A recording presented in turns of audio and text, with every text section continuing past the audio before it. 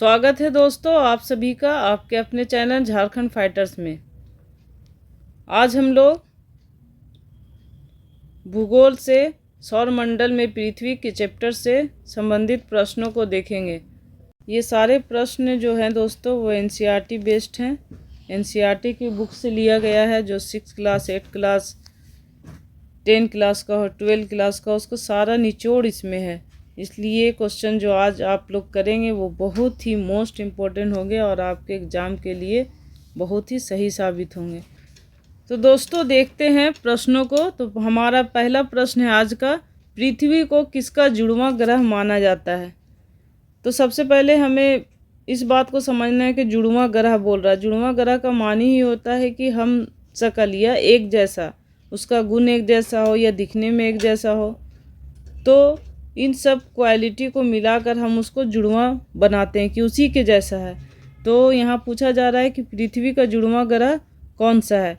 तो सबसे पहले हम लोग ये जानेंगे कि ग्रहों की संख्या सौरमंडल में कितनी है।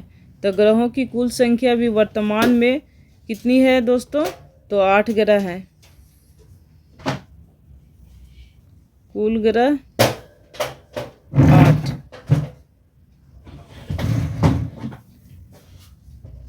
और इससे पहले कितने ग्रह थे, तो 9 ग्रह थे। जब प्लूटो को ग्रह के सदस्यता से हटा दिया गया, उसे बौना ग्रह के रूप में रखा गया है, तब से कुल ग्रहों की संख्या कितनी हो गई, 8। पहले कितनी थी, 9 ग्रह थी। प्लूटो को हटाया गया है, तब से कुल ग्रहों की संख्या हो गई है 8। तो इन 8 में से पृथ्वी के जैसा कौन है, उनसे मिलता जुलता गुण किसका है, तो हम लोग कहेंगे शुक्र का। तो इसका आंसर हो जाएगा ऑप्शन नंबर बी, शुक्र। शुक्र ही ऐसा ग्रह है जो पृथ्वी के जैसा है, इसलिए इसे जुड़वां ग्रह भी कहा जाता है। तो अगला प्रश्न हम लोग देखेंगे, शुक्र ग्रह सूर्य के चारों ओर एक परिक्रमण पूरा करने कितने दिनों में करता है।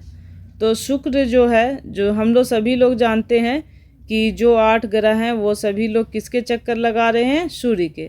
मान लीजिए यहाँ पर सूर्य है, ये हमारा सूर्य है, तो इसके चारों ओर सभी ग्रह चक्कर लगा रहे हैं, सभी ग्रह चक्कर लगा रहे हैं। तो शुक्र जो है, मान लीजिए ये शुक्र है, तो शुक्र भी चक्कर लगा रहा, तो इसको पूरा करने में शुक्र को कितना समय लग रहा है वो पूछ रहा है।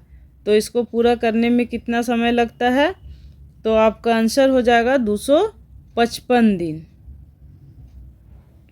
और जो हमारा पृथ्वी है, पृथ्वी को इस सूर्य का चक्कर लगाने में कितना दिन लगता है, तो उसको लगता है 365 दिन। और जब लीप ईयर हो जाएगा तो एक दिन और जुड़ेगा तो 366 दिन हो जाएगा।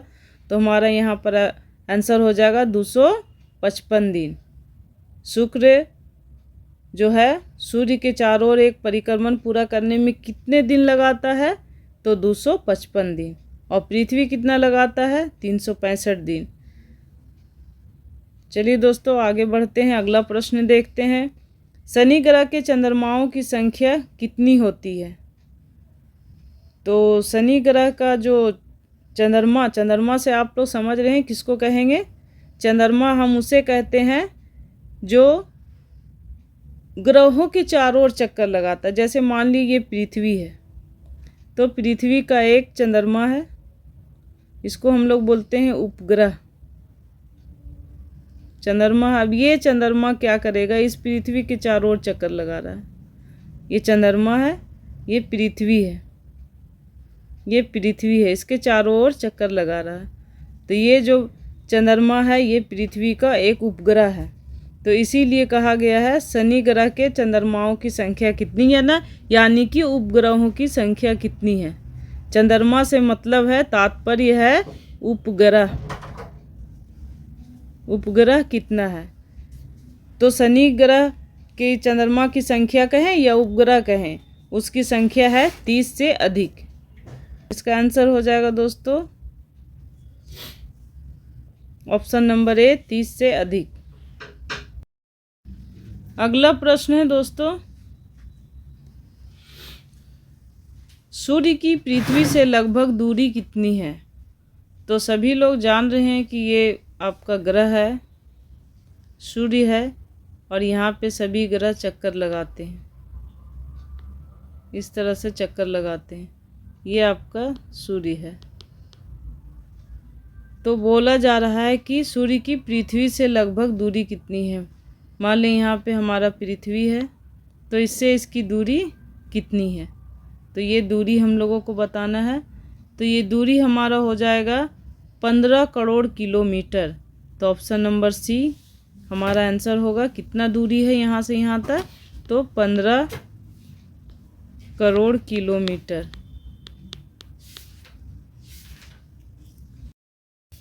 अगला प्रश्न देखते हैं कि सूर्य एक डैश है, तो क्या है। ऑप्शन दिया गया आपका, ए तारा है, बी ग्रह है, सी उपग्रह है, डी धूमकेतु है। तो सूर्य जो है वो एक तारा है। यस, तारा है, क्योंकि तारा की अपनी चमक होती है, सूर्य में है। तो इसका आंसर हो जाएगा ऑप्शन नंबर ए। सूर्य क्या है, एक तारा है।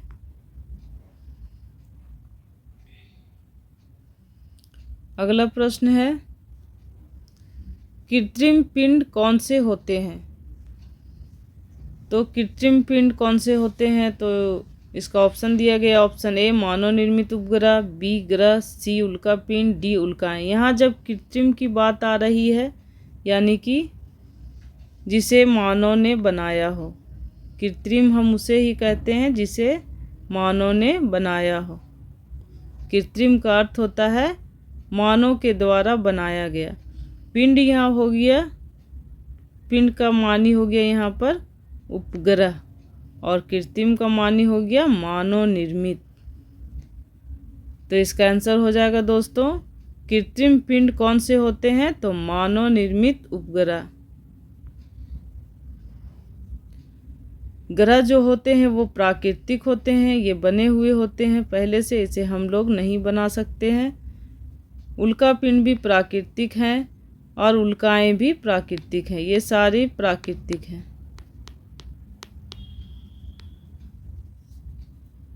अगला प्रश्न देखेंगे, हमारा सौरमंडल भाग है डैश का।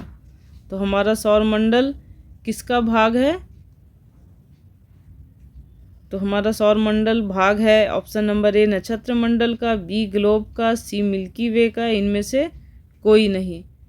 तो हमारा जो सौरमंडल है वो भाग होता है मिल्की वे का, ऑप्शन नंबर सी। अगला प्रश्न देखेंगे, शनि के बाद सबसे अधिक उपग्रहों की संख्या वाला ग्रह कौन सा है।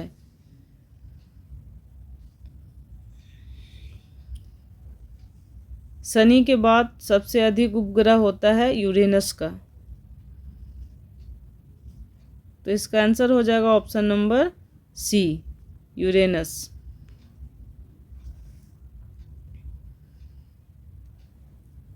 अगला प्रश्न है, चंद्रमा पृथ्वी का एक चक्कर पूरा कितने दिनों में करता है।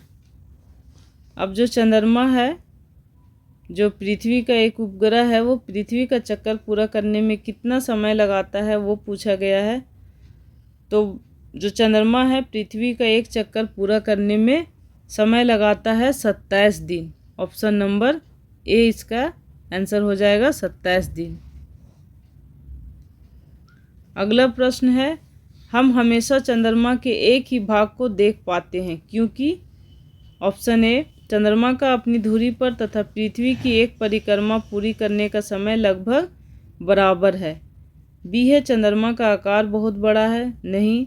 सी चंद्रमा सूर्य के प्रकाश से चमकता है, डी उपरोक्त सभी।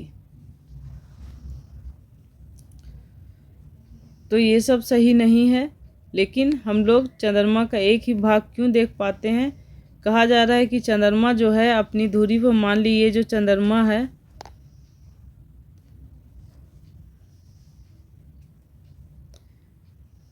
ये जो चंद्रमा है ये अपनी धुरी पर भी घूम रहा है, इस तरह से ये घूम रहा है।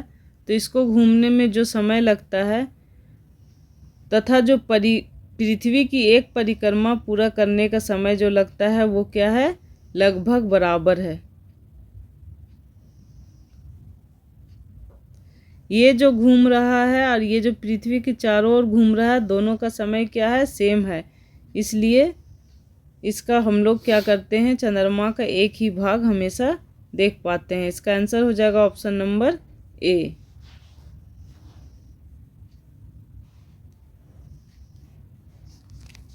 पृथ्वी का उपग्रह निम्न में से कौन सा है? तो पृथ्वी का उपग्रह हम लोग सभी लोग जानते हैं कौन सा है, एक ही उपग्रह है पृथ्वी का, वो है चंद्रमा, ऑप्शन नंबर सी। मंगल खुद ग्रह है, बुध भी खुद ग्रह है, ये सभी ग्रह हैं, ये सभी ग्रह हैं और ये उपग्रह है। किसका उपग्रह है? तो पृथ्वी का उपग्रह है। अगला प्रश्न है, किस ग्रह पर जीवन पाया जाता है? ये बहुत ही इजी क्वेश्चन है, लेकिन इसे भी ध्यान में रखना ज़रूरी है। तो किस ग्रह पे जीवन पाया जाता है? हम सभी लोग जानते हैं कि पृथ्वी पर जीवन पाया जाता है। शुक्र में नहीं है, बुध में भी नहीं है, मंगल में भी नहीं है, क्योंकि इन सभी जगह पर क्या नहीं है, वायुमंडल नहीं है, वायुमंडल नहीं है। पृथ्वी पर वायुमंडल है, वायुमंडल है, इसलिए यहाँ जीवन है। अगला प्रश्न है, सूर्य से दूरी के हिसाब से ग्रहों में पृथ्वी का स्थान कौन सा है? तो सूर्य से दूरी के हिसाब से जो पृथ्वी में ग्रह का स्थान है वो चौथा नहीं है, दूसरा भी नहीं है, वो है तीसरा। तीसरे स्थान पर जैसे सूर्य यहाँ पे है, फिर ग्रह है, फिर ग्रह है, और इस तीसरे पोजीशन में यहाँ पर हमारा पृथ्वी है। देखिए दोस्तों, इस तीसरा पोजीशन में हमारा पृथ्वी है, इसलिए इसको याद रखिएगा। ये क्वेश्चन पूछे जाते हैं और ये इम्पोर्टेंट भी है। हर तरह के एग्ज़ाम में इस तरह के प्रश्न पूछे जाते हैं, या यूँ कहें कि इस चैप्टर से प्रश्न पूछना है किसी भी एग्ज़ाम में। अगला प्रश्न है, लाखों आकाश गंगाएं मिलकर किसका निर्माण करती हैं? तो जब लाखों आकाश गंगाएं मिल जाती हैं तो किसका निर्माण होता है? दिया गया है आपको ऑप्शन ए नक्षत्र मंडल, बी है ब्रह्मांड का, सी है सौर मंडल का, डी है इनमें से कोई नहीं। जब लाखों आकाश गंगाएं मिलती हैं तो ब्रह्मांड का निर्माण होता है।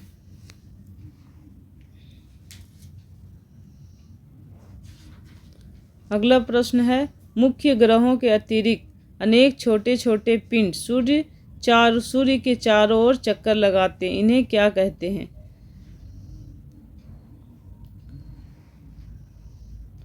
कहा जा रहा है कि मुख्य ग्रह जो 8 हैं उसके अतिरिक्त भी, जैसे यहाँ पे सूर्य है, फिर ये ग्रह है, ये है, तो यहाँ पे भी कुछ ग्रह चक्कर लगा रहे हैं, तो पिंड उसको कहेंगे, ग्रह नहीं कहेंगे। तो यहाँ पे भी कुछ हैं पिंड जो इसके सूर्य के चारों ओर चक्कर लगा रहे, ग्रहों के साथ ये भी चक्कर लगा रहे हैं, तो इसको क्या कहते हैं हम लोग? इसको कहते हैं क्षुद्र ग्रह। इन पिंडों को क्या कहते हैं? क्षुद्र ग्रह कहते हैं। आगे चलते हैं दोस्तों, पृथ्वी की सतह पानी से कितनी ढकी हुई होती है? तो पृथ्वी की जो सतह है वो पानी से कितनी ढकी हुई है? तो दिया गया है आधी, जो कि नहीं है,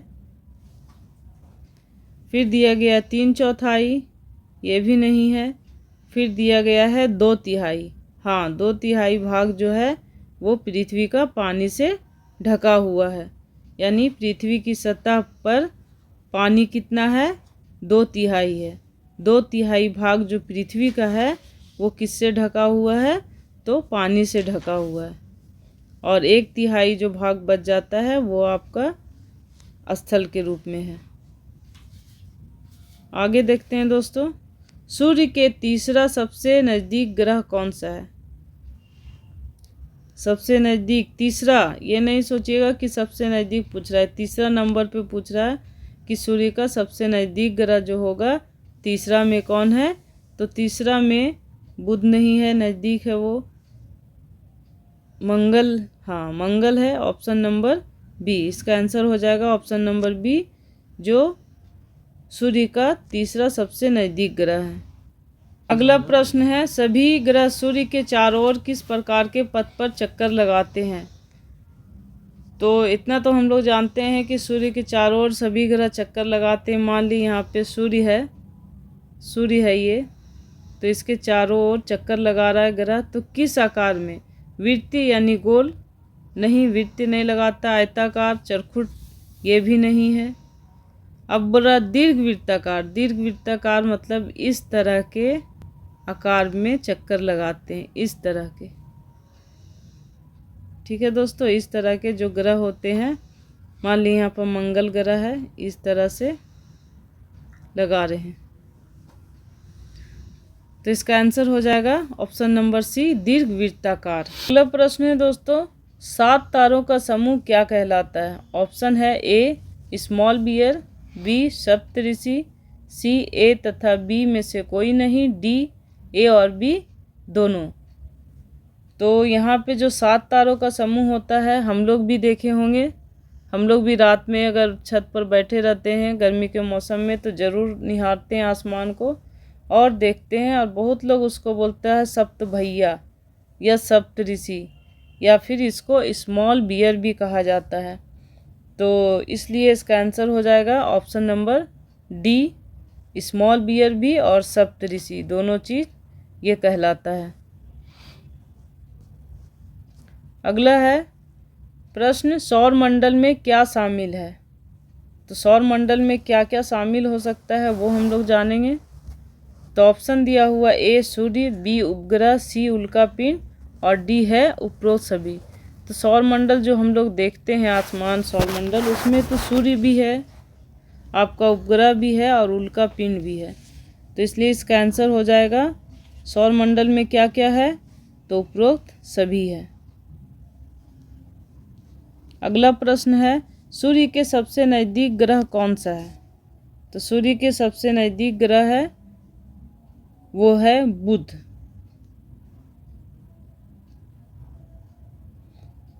बुध की स्थिति यहाँ ऐसे है दोस्तों, ये सूर्य है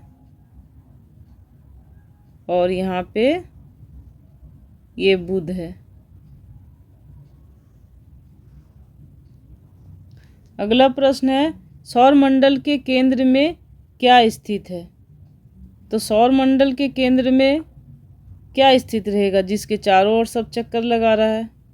तो क्षुद्र ग्रह तो है नहीं, उपग्रह भी नहीं, खुद ग्रह का चक्कर लगा रहा है, चंद्रमा खुद एक उपग्रह है। तो सौर मंडल के केंद्र में क्या स्थित है, सूर्य। ये जो सूर्य है यही तो बीच में है, इसके चारों ओर तो ग्रह है, उपग्रह है। मान ली यहाँ ग्रह है, यहाँ पर उपग्रह है और बीच में कौन है, तो बीच में सूर्य है। तो इसका आंसर हो जाएगा ऑप्शन नंबर डी। अगला प्रश्न है, पृथ्वी से चंद्रमा की लगभग दूरी कितनी होती है। तो ऑप्शन ए दिया है 2,84,400 किलोमीटर, बी में है 8,87,500 किलोमीटर, सी है 3,84,400 किलोमीटर, डी है इनमें से कोई नहीं। इसका आंसर हो जाएगा दोस्तों ऑप्शन नंबर सी, 3,84,400 किलोमीटर। अगला प्रश्न है, लाखों तारों का समूह क्या कहलाता है। तो लाखों तारों का समूह क्या कहलाता है। ऑप्शन दिया हुआ है ए में नक्षत्र मंडल, जो कि नहीं है। फिर दिया है ऑप्शन बी सप्तऋषि, जिसमें 7 ही है। फिर है ऑप्शन सी आकाशगंगा। तो जब लाखों तारे मिल जाते हैं, उनका समूह बन जाता है, तो उसे हम लोग कहते हैं आकाशगंगा। इसका आंसर हो जाएगा ऑप्शन नंबर सी, आकाशगंगा। अगला प्रश्न देखते हैं, सूर्य के प्रकाश को पृथ्वी तक पहुंचने में लगभग कितना समय लगता है। जो सूर्य है, ये सूर्य है, ये जो सूर्य है और यहाँ पर पृथ्वी है, तो यहाँ से इसका प्रकाश पहुँचेगा, तो पहुँचने में इसको कितना समय लगेगा, इस प्रकाश को यहाँ तक आने में कितना समय लगता है। तो ऑप्शन दिया हुआ, ऑप्शन ए 5 मिनट, बी है 7 मिनट और सी है 4.5 मिनट, डी है 8 मिनट। ये आपका सूर्य है दोस्तों। तो यहाँ से यहाँ तक पहुँचने में लगभग 8 मिनट लगता है, 8 मिनट। तो इसका आंसर हो जाएगा option number D, 8 minute. 8 minute में इसका प्रकाश कहाँ तक पहुँचता है, हमारे पृथ्वी तक पहुँच जाता है। ऐसे लगता है कि सूरज निकला और हम लोग के पास धूप पहुँच गया, लेकिन इसको भी पहुँचने में समय लग रहा है 8 मिनट। अगला प्रश्न है, किस ग्रह को पृथ्वी के जुड़वा ग्रह के नाम से जाना जाता है। ये क्वेश्चन हम लोगों ने पहले कर लिया है। हम लोग आगे बढ़ते हैं। क्षुद्र ग्रह किन कक्षाओं के बीच पाए जाते हैं। तो क्षुद्र ग्रह जो होते हैं वो किन कक्षाओं के बीच पाए जाते हैं, पूछ रहा है। पृथ्वी और मंगल के बीच? बिल्कुल नहीं। ऑप्शन बी है मंगल और बृहस्पति के बीच। जी हाँ, ये मंगल और बृहस्पति के बीच ही पाए जाते हैं। जैसे मंगल ग्रह है ये और ये है बृहस्पति, ये आपका मंगल है और ये है बृहस्पति, इसी के बीच ये क्षुद्र ग्रह पाए जाते हैं। ये हो गया आपका क्षुद्र ग्रह, तो इसी के बीच पाए जाते हैं। अगला प्रश्न है, चंद्रमा किस दिन पूरा दिखाई देता है। ये सभी लोग जानते ही हैं कि चंद्रमा जब पूर्णिमा होता है तो ये पूरा दिखाई देता है और फिर धीरे धीरे वो क्या होता है, थोड़ा थोड़ा छिपता जाता है। तो चंद्रमा कब पूरा दिखाई देता है, तो हम कहेंगे पूर्णिमा के दिन। अगला प्रश्न है, चंद्रमा किस दिन गायब हो जाता है। तो चंद्रमा जब गायब होता है तो उस दिन को हम लोग क्या कहते हैं। ऐसे भी आम बोलचाल की भाषा में सभी लोग बोलते हैं कि अमावस्या पड़ गया, कोई चीज़ दिखाई नहीं देने लगता है, आँखों से गायब हो जाता है, तो कहते हैं अमावस्या हो गया। तो इसका आंसर हो जाएगा, चंद्रमा किस दिन गायब हो जाता है, तो अमावस्या के दिन। ये अमावस्या इसका आंसर होगा, मतलब चंद्रमा उस दिन दिखाई ही नहीं देता है। अगला प्रश्न है, सूर्य क्या है। तो सूर्य का ये प्रश्न भी पहले हम लोग कर चुके हैं। सूर्य क्या है, एक तारा है। अगला प्रश्न है, हमारे सौर मंडल में कितने ग्रह हैं। तो हमारे सौर मंडल में दोस्तों वर्तमान में 8 ग्रह हैं। ये वर्तमान समय का है और पहले 9 ग्रह थे, 9 ग्रह। प्लूटो को ग्रह से हटा देने पर अब 8 ग्रह हो गए हैं।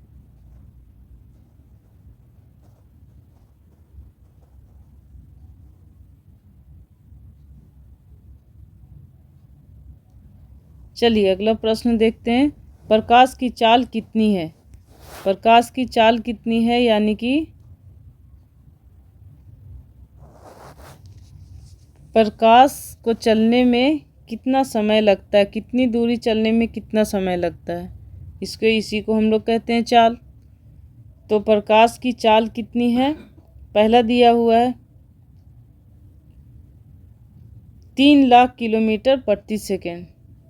फिर दूसरा ऑप्शन है 3 किलोमीटर प्रति सेकेंड। फिर है ऑप्शन सी में 300 किलोमीटर प्रति सेकेंड। फिर डी है 30,000 किलोमीटर प्रति सेकेंड। तो यहाँ पर दोस्तों आंसर हो जाएगा आपका option number A, 3 lakh kilometre प्रति सेकेंड। ये क्वेश्चन भी कभी कभी पूछा जाता है एग्जाम में से, आप लोग ध्यान में रखेंगे। अगला प्रश्न है, सूर्य का प्रकाश पृथ्वी तक पहुंचने में कितना समय लेता है। ये भी क्वेश्चन हम लोग पहले कर चुके हैं, कितना समय लेता है। तो 8 मिनट का समय लेता है। दोस्तों अभी मैंने जितना भी प्रश्न करवाया है सौरमंडल से संबंधित वो बहुत ही इम्पोर्टेंट क्वेश्चन है, बार बार एग्ज़ाम में पूछे जाते हैं और पूछने की पूरी गारंटी है। इस बार भी जो भी एग्ज़ाम में आप बैठेंगे उस एग्ज़ाम में इस चैप्टर से एक प्रश्न रहेंगे ही और उन प्रश्नों में से यहीं से एक प्रश्न उठाए जाएंगे। आप अगर इतना पढ़ लेते हैं, ध्यान में रखते हैं, तो एक प्रश्न आपका यहाँ से 100% बन जाएगा। तो दोस्तों आज का सेशन हमारा यहीं पे समाप्त होता है। हम लोग फिर मिलेंगे अगले सेशन में कुछ महत्वपूर्ण कंटेंट को लेके। तब तक के लिए धन्यवाद।